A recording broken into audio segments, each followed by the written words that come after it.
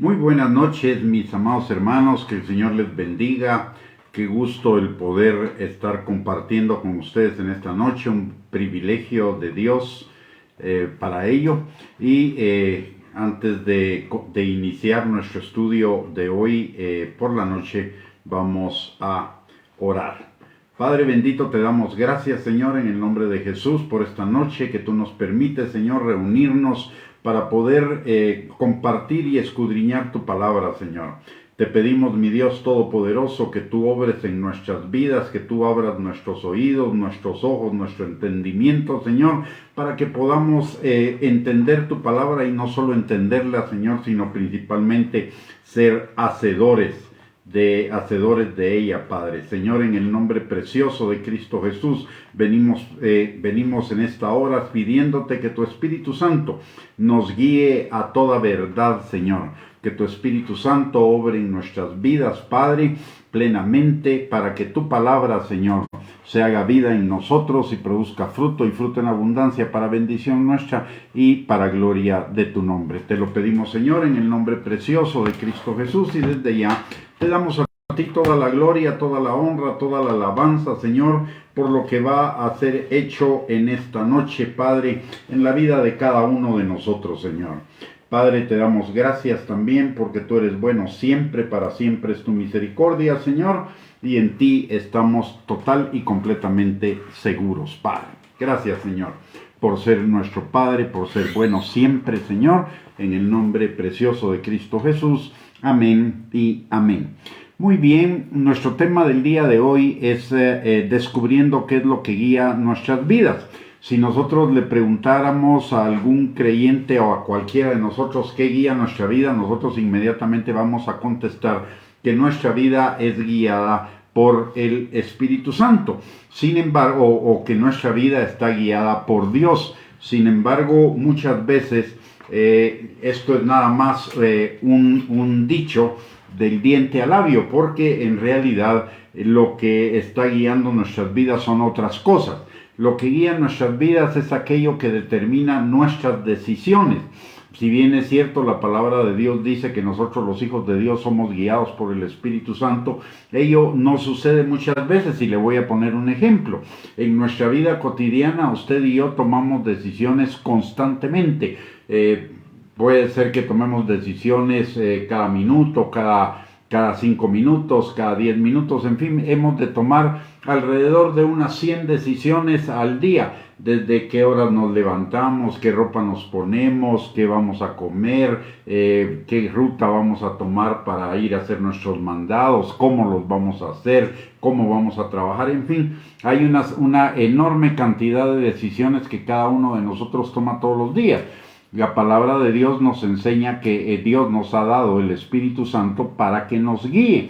Sin embargo, nosotros muchísimas veces no tomamos en cuenta el Espíritu Santo, sino que nosotros tomamos decisiones respecto a esos asuntos cotidianos por nuestros propios medios, por nuestros propios criterios, por nuestros propios pensamientos.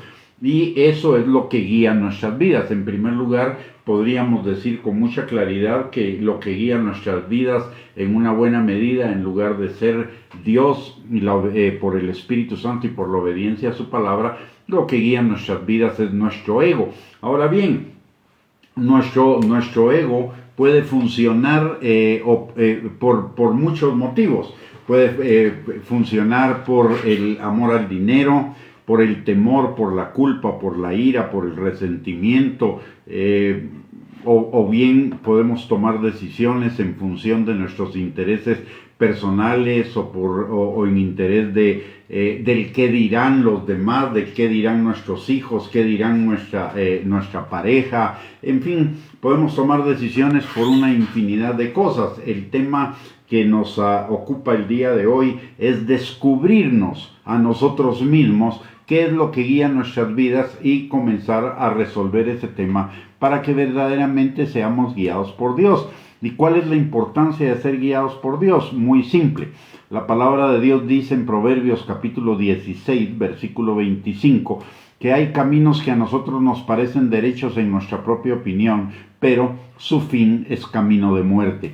Mientras que si nosotros tomamos decisiones en Dios, esas decisiones van a contribuir a que tengamos vida y vida en abundancia. La palabra de Dios dice también en Gálatas capítulo 6, versículos 7 y 8, que Dios no puede ser burlado, que todo lo que el hombre siembra, eso también cosecha. Que si siembra para la carne, es decir, si toma decisiones en la carne, toma decisiones guiado por su ego o por cualquier otra razón que no sea Dios, entonces va a cosechar corrupción, mientras que si toma las decisiones guiado por el Espíritu Santo, del Espíritu Santo va a cosechar vida eterna. Entonces sí es importante que usted y yo descubramos en base a qué estamos tomando nuestras decisiones, porque eso va a determinar los frutos que tengamos, ya sea vida abundante o ya sea corrupción, ya sean problemas, dificultades, situaciones negativas, pecado, errores, malas decisiones, etcétera.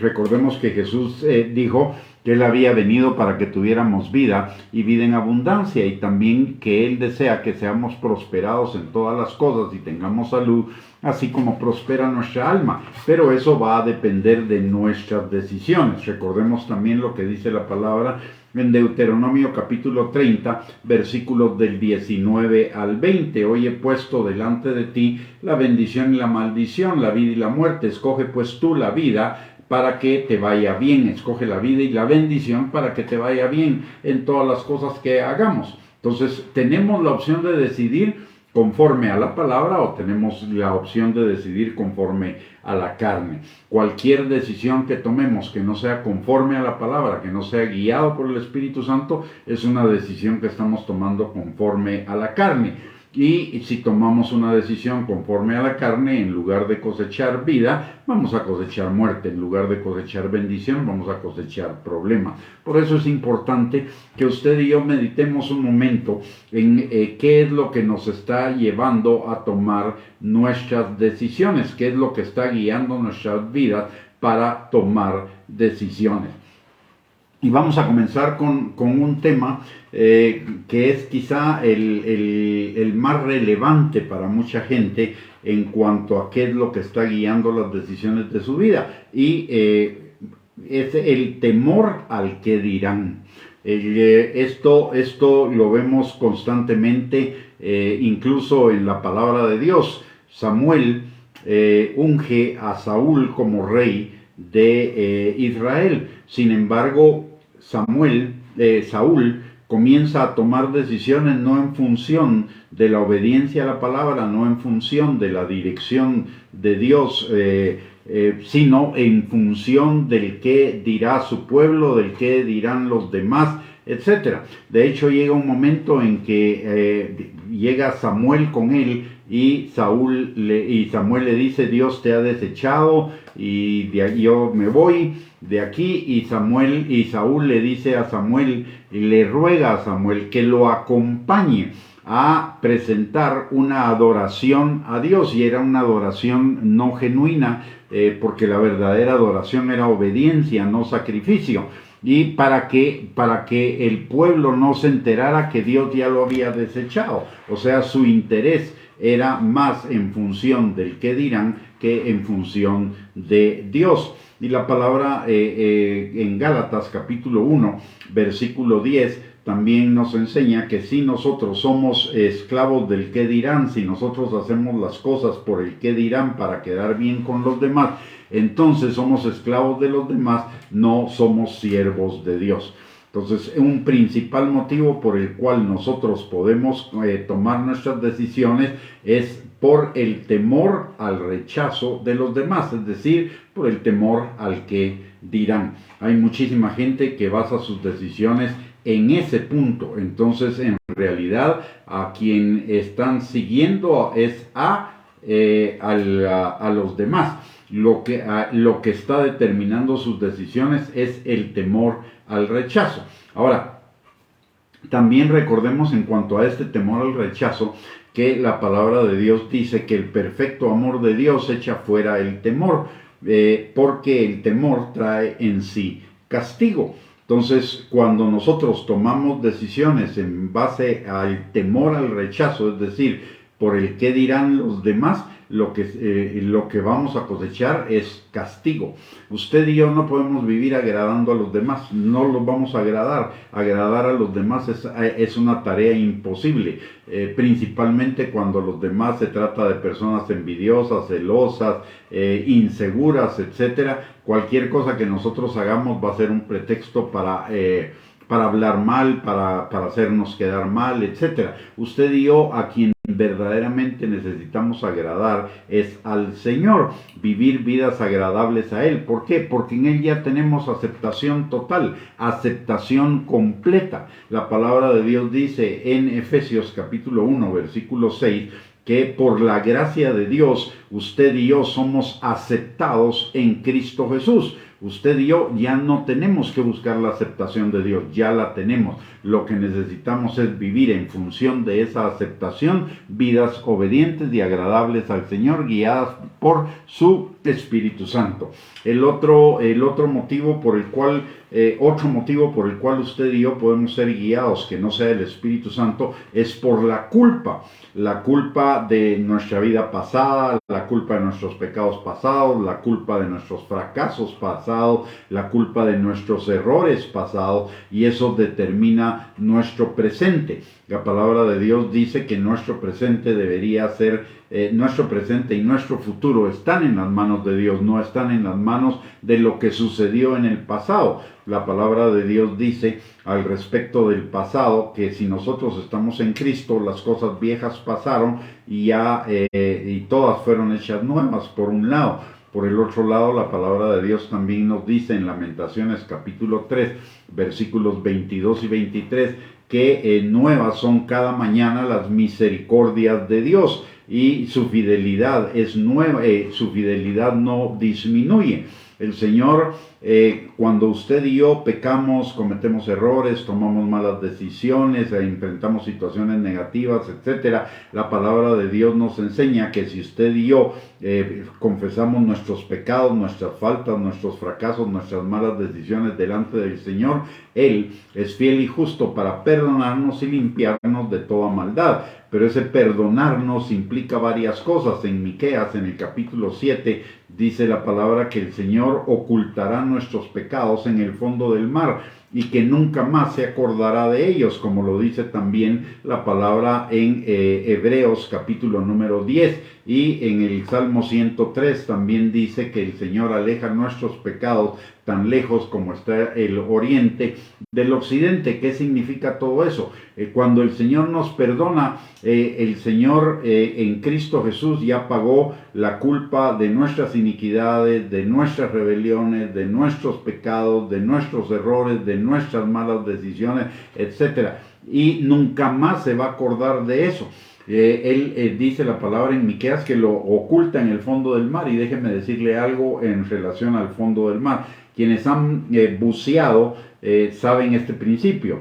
Normalmente a los 100 metros de profundidad ya la oscuridad es total. Ahí se necesitan lámparas especiales para poder alumbrar, pero si en la medida en la que seguimos bajando y bajando, la oscuridad se va haciendo más densa, las lámparas van perdiendo, esas lámparas especiales van perdiendo su poder hasta que la oscuridad es total, y eso incluye no solo a las personas que bucean, sino incluye los submarinos o aún los submarinos muy especializados. La ciencia ha descubierto que lo más profundo del mar, por lo menos hasta ahorita lo que han medido, la distancia más profunda que han medido en cuanto al fondo del mar son 32 kilómetros abajo del nivel del mar. Ahí no puede llegar absolutamente nadie, y si pudiera llegar no vería absolutamente nada. Y cuando el Señor nos dice que Él oculta nuestros pecados en el fondo del mar y nunca más se acordará de ellos, significa que Él no va a volverlos a ver. Media vez los perdonó, esos pecados están olvidados, y con ello está pagada la culpa, la condenación, la acusación, el juicio, todo. Entonces usted y yo podemos ser libres de la culpa. La palabra de Dios dice en Romanos capítulo 8, versículo 1, que los que estamos en Cristo Jesús para los que estamos en Cristo Jesús no hay ninguna condenación. Entonces no deberíamos estar viviendo por la culpa. La palabra vivir por la culpa significa que seguimos atados a nuestro pasado. Y la palabra también en Lucas capítulo 9, versículo número 63 nos enseña que aquel que pone su mano en el arado, pero voltea a ver para atrás, no es apto para entrar en el reino de los cielos. El vivir atado al pasado nos impide vivir el presente y vivir el futuro en el reino de Dios. Entonces debemos desechar, si la culpa es la que nos maneja en muchas de nuestras decisiones, de la culpa de nuestros errores o de nuestros pecados pasados, necesitamos salir de eso, recordando que el Señor ya pagó, ya llevó nuestra culpa, nuestra condena, el juicio, la acusación que pesaba contra nosotros, la pagó en la cruz del Calvario, y ahora estamos libres de nuestro pasado para avanzar hacia el futuro que Dios tiene para nosotros, que es un futuro de bien y no de mal, para darnos una esperanza y además para llevar nuestra vida como la luz de la aurora en aumento, como el día, así como aumenta la luz de la aurora es perfecta a la mitad del día. Y esto nos lo enseña la palabra en Jeremías 29:11 y en Proverbios capítulo 4, versículo 18. La otra cosa que nos puede también manejar en cuanto a nuestras decisiones es la ira.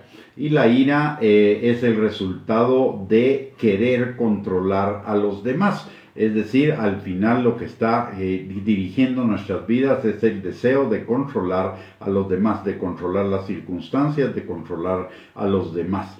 La ira surge cuando los demás no hacen o piensan lo que nosotros quisiéramos que hicieran o pensaran, y después de dialogar o después de decirlo no lo reciben, y entonces muchas veces usamos la ira como un medio de presión para obligarlos a hacer lo que nosotros queremos. Entonces es la manipulación. En el fondo, los que viven controlados por la ira, lo que están pretendiendo es ser Dios en la vida de las demás personas y obligarlas a hacer lo que ellas quieren. Si la ira dirige nuestras vidas, recordemos lo que dice la palabra, que la ira del hombre no obra la justicia de Dios, y que la ira, en lugar de apagar el fuego, en lugar de apagar el conflicto, lo que hace es aumentarlo. Hemos visto entonces que algunas de las cosas que pueden guiar nuestra vida es el temor al que dirán o el temor al rechazo, la culpa, la ira. También lo que puede dirigir nuestras vidas es el amor al dinero, la codicia, es decir, que nosotros no estamos, nuestro equilibrio, nuestra seguridad no está dependiendo de Dios, sino está dependiendo de que tengamos el dinero o de que no tengamos dinero, porque podemos ser dirigidos por el temor al dinero en unos casos de perderlo, en otros casos de no tenerlo. Y entonces quien está dirigiendo nuestra vida es el dinero en lugar de dirigirlo el Señor. En lugar de tener confianza en que el Señor es nuestro pastor, que nada nos faltará, que Él suplirá todas nuestras necesidades conforme a sus riquezas en gloria en Cristo Jesús, dependemos de nuestras fuerzas para obtener los recursos que necesitamos para nuestras vidas. Estamos confiando en el dinero como la fuente de seguridad o como la fuente de felicidad o como la fuente de bienestar. Entonces estamos siendo controlados por la codicia, por el amor al dinero. Y la palabra es clara en 1 de Timoteo capítulo 6, versículos del 6 al 10, en que la raíz de todos los males es el amor al dinero. Y en Proverbios capítulo 1, versículo 9, también la palabra de Dios nos enseña que la codicia mata a sus poseedores. Entonces tampoco podemos ser dirigidos por el amor al dinero. El dinero realmente solo es un medio, pero es un canal que Dios usa para bendecirnos, pero la bendición del Señor no está condicionada al dinero. La bendición del Señor está condicionada a su gracia, a que Él es nuestro Padre, nuestro pastor, y Él ha garantizado que nada nos faltará. Recordemos lo que dice la palabra de Dios, de que no hay justo desamparado, ni su simiente que mendigue pan. La otra cuestión que podemos estar, que puede también dirigir nuestras vidas, es nuestras relaciones familiares, ya sea la relación de pareja, ya sea la relación con los hijos, que nuestras decisiones no sean tomadas en base a la dirección de Dios, sino en base al interés de la pareja o al interés de los hijos. Cualquier cosa que ocupe que tome el control de nuestras decisiones se convierte en un ídolo, y ese ídolo, como mencioné al principio, el principal de esos ídolos es el yo. Por eso la palabra y el yo es el que nos lleva a depender de otras cosas, como el temor, el dinero, la ira, la envidia, los celos, cualquier otra cosa. Y se oculta en ídolos menores como el dinero, como el que dirán, el querer agradar a los demás, etcétera. Todo lo que ocupa el lugar de Dios en nuestras decisiones se convierte en un ídolo. Yo vuelvo a repetir, todo aquello que es el fundamento de nuestras decisiones, que no es Dios, se convierte en un ídolo. Y la idolatría es pecado. Y la principal idolatría es la idolatría del yo. Por eso la palabra insiste tanto en que usted y yo nos neguemos a nosotros mismos. En los 3 evangelios sinópticos, que son Mateo, Marcos y Lucas, la palabra de Dios nos enseña que el que quiera ser su discípulo se niegue a sí mismo, tome su cruz y le obedezca. Y notemos, niéguese a sí mismo y obedecer. Cuando obedecemos al Señor nos estamos negando a nosotros mismos. Por el otro lado, Juan capítulo 3, versículo 30, nos enseña que es necesario, no es una opción, es una necesidad, que nosotros menguemos, que nuestro yo mengue y que el Señor crezca. Porque ese es el mayor ídolo que nosotros tenemos, es el ídolo del yo. Y ese determina entonces otros ídolos, se oculta detrás de otros ídolos secundarios, pero lo que realmente está buscando es su autosatisfacción, su autocomplacencia, su autoexaltación, y esas 3 son los deseos de la carne, que son los deseos de la carne, los deseos de los ojos, la vanagloria de la vida, que son enemigos de Dios. En el fondo, cuando nosotros estamos obrando por el temor al que dirán, lo que estamos pretendiendo es quedar bien con los demás, y eso se llama vanagloria. Cuando lo que nos está guiando es el dinero, entonces eso se llama codicia y es un deseo de los ojos. Cuando lo que nos está guiando es el deseo de seguridad o el deseo de darnos gusto a nosotros mismos, de complacernos a nosotros mismos, estamos siendo guiados por los deseos de la carne, y esos también son enemigos de Dios. Entonces necesitamos evaluar realmente cuál es el fundamento de nuestras decisiones, cuál es la causa última de nuestras decisiones. La palabra de Dios, les recuerdo lo que dije al principio, la palabra de Dios dice que los hijos de Dios somos guiados por su Espíritu Santo. Romanos capítulo 8, versículo 14. Lo que debe guiar nuestras vidas en todo momento es la palabra de Dios. Lo que debe guiar nuestras vidas es Dios. No importa No importa que al final nuestras decisiones tengan los resultados correctos. Lo importante no es para Dios, lo importante no es el resultado correcto o no. Lo importante para el Señor es nuestro corazón, si nuestro corazón está alineado con Él o no. Y le pongo un ejemplo, en Mateo capítulo 7, versículo 21 al 23, la palabra de Dios dice: no todo el que me dice Señor, Señor entrará en el reino de los cielos, sino el que hace la voluntad de mi Padre que está en los cielos. Y en aquel día, dice Jesús, muchos me dirán: en tu nombre echamos fuera demonios, en tu nombre profetizamos, en tu nombre pusimos manos sobre los enfermos, y yo les diré: apártense de mí, hacedores de maldad. Notemos algo acá. Hicieron lo bueno, porque lo bueno es imponer manos sobre los enfermos para que sanen, es profetizar, es predicar el evangelio, etc.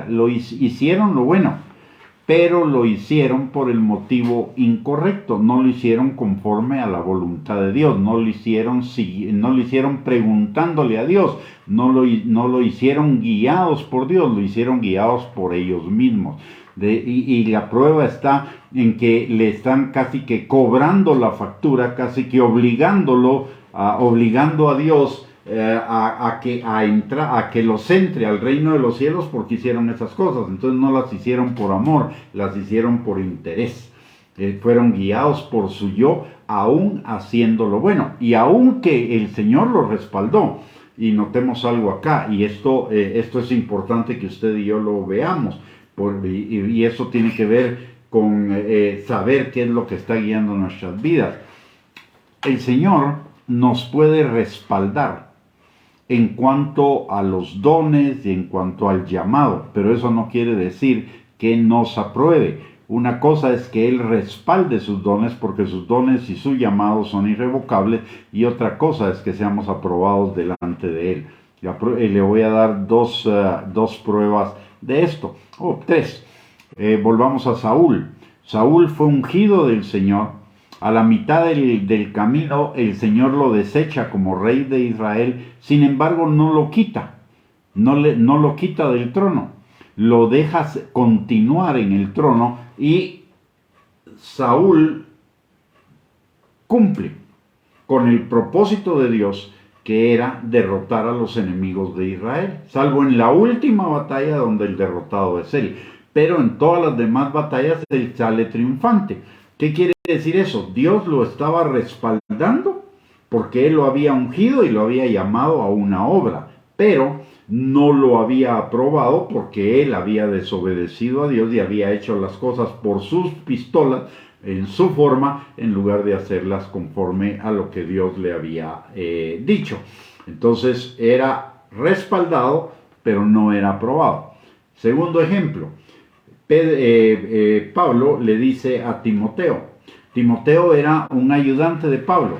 Timoteo era un ministro ordenado por Pablo para ayudarlo. Y Pablo lo manda a la iglesia de Éfeso a arreglar algunos problemas que habían ahí. Seguramente Timoteo se siente en algún momento decepcionado o presionado, que quería tirar la toalla o lo que fuera, y entonces Pablo le dice a Timoteo, le manda a decir, y eso está en las cartas a Timoteo, le dice: Timoteo, procura presentarte a Dios aprobado como obrero que no tiene nada de qué avergonzarse, que usa bien la palabra de verdad. Era un obrero, y era un obrero aprobado. Pero le está diciendo Pablo, era un obrero respaldado porque había tenido éxito en lo que estaba haciendo, pero le dice: tienes que ir más allá del respaldo de Dios a buscar la aprobación de Dios como obrero obediente, como obrero que sabe usar y obedecer la palabra de Dios. Finalmente tenemos un tercer caso, el caso de Sansón. Sansón, Dios le había dotado de una fuerza sobrenatural. Sansón realmente peca a lo largo de su vida muchas veces, pierde en algún momento el poder de que Dios le había otorgado, porque el poder estaba en su pelo y le cortan el pelo y entonces el poder se va, pero finalmente se arrepiente y recupera ese poder, esa fuerza y cumple la misión para la cual Dios le había llamado. Dios respaldó su fuerza, respaldó su don, pero no estuvo de acuerdo con su pecado. Finalmente, Sansón se arrepiente y entonces Dios perdona su pecado también. Pero hubo una época en su vida en que, aunque era respaldado, no era aprobado de parte de Dios. Lo mismo, y le voy a poner un cuarto caso, Judas. Judas es de los 12 apóstoles que el Señor nombra. Este Judas Jesús envía a sus apóstoles de 2 en 2 y después envía a los 70, donde iban incluidos los apóstoles, también de 2 en 2, a predicar el evangelio, a sanar enfermos, a echar fuera demonios y todo. Y cuando regresan, los discípulos le dicen que efectivamente habían visto ese mover de sanidad, ese mover de liberación, etc. Y sin embargo, y Judas iba incluido dentro de esos apóstoles que vieron esas señales milagrosas, es decir, fueron respaldados por Dios. Sin embargo, Judas, por la traición de Jesús y por lo que había en su corazón, no es aprobado y termina siendo el hijo de perdición. Es decir, Dios respaldó los dones que había puesto en él, pero no lo aprueba y termina siendo el hijo de perdición. Así que no es solo importante hacer las cosas, sino lo importante es por qué las estamos haciendo. Las estamos haciendo por la dirección de Dios, las estamos haciendo por amor, las estamos haciendo para la gloria de Dios, eso, y las estamos haciendo guiados por el Espíritu Santo. El Espíritu Santo no tiene ningún problema en que usted y yo le pidamos las instrucciones aún para las cosas más sencillas, como por ejemplo, ¿qué vamos a comer? El Espíritu Santo no tiene ningún problema con eso. Es más, el Espíritu Santo se agrada de que nosotros lo consideremos y lo tomemos en cuenta para tomar esas decisiones. Y estoy hablando de decisiones muy sencillas. El Espíritu Santo no es solo para que nos guíe en las decisiones complejas de la vida, es también para que nos guíe en las pequeñas decisiones de la vida. El tema no es si la decisión o el problema o la circunstancia para la que necesitamos la dirección es grande o pequeño. El tema acá es un tema de reconocimiento y de dependencia de Dios. Cada vez que usted y yo no tomamos en cuenta el Espíritu Santo, le estamos diciendo al Espíritu Santo: yo sé mejor lo que me conviene. Y eso es menospreciar al Espíritu Santo. Y además es apreciarnos a nosotros mismos más allá, tener un concepto de nosotros mismos más allá del que debemos tener. La palabra nos dice en Jeremías, y con eso termino, Jeremías 17, versículos del 5 al 8. Dice: maldito el hombre que confía en sí mismo, que confía en sus propias fuerzas, en sus propios criterios, o que confía en los demás o en las circunstancias. Será como retama en el desierto, que vendrá el calor y no tendrá protección, además de que será estéril y no tendrá hojas ni tendrá fruto. Pero bendito el hombre que confía en Jehová, será como un árbol plantado junto a las corrientes de agua que da su fruto a su tiempo. Entonces, aquí está hablando de en qué estamos nosotros confiando para tomar nuestras decisiones. ¿Estamos confiando en nosotros mismos o estamos confiando en Dios? ¿Estamos buscando la dirección de Dios o estamos buscando la dirección de nuestros propios gustos, pensamientos, intereses, motivaciones, actitudes, etcétera? Si estamos haciendo eso, es el tiempo de rectificar, el tiempo de comenzar a ser mayormente dependiente de Dios en todas nuestras decisiones.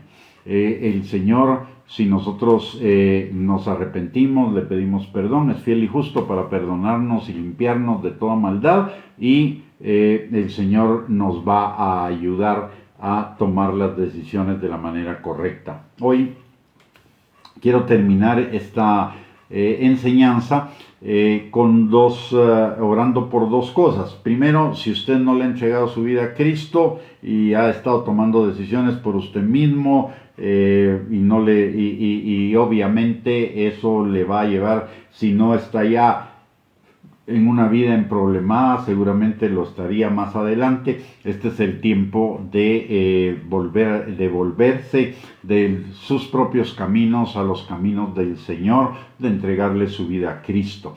Y para aquellos que ya le entregaron su vida a Cristo, pero sus decisiones están siendo tomadas sin considerar al Señor, también es el tiempo de pedir perdón, de arrepentirnos y de volvernos al Señor de todo corazón. Así que voy a hacer una oración para ambas cosas y le ruego que usted me acompañe. Padre bendito, te doy gracias, Señor, en el nombre de Jesús por tu palabra, porque tu palabra es verdad, Señor.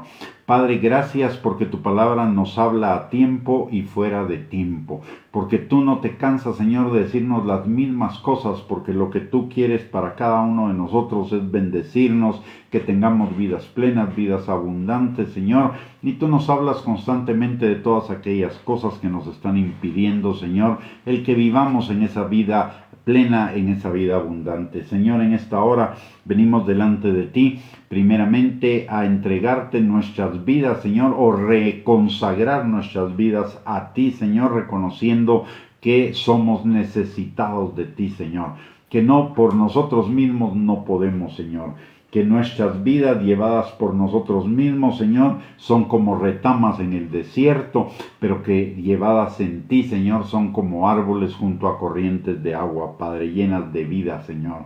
Te pedimos, mi Dios Todopoderoso, que tú nos perdones, nos limpies de toda maldad, de todo pecado. Reconocemos, Señor, nuestros errores, malas decisiones, pecados delante de ti, Padre, y te pedimos perdón, sabiendo, Señor, que tu palabra dice que si nosotros pedimos perdón, Señor, confesamos nuestros pecados delante de ti, tú eres fiel y justo para perdonarnos y limpiarnos de toda maldad.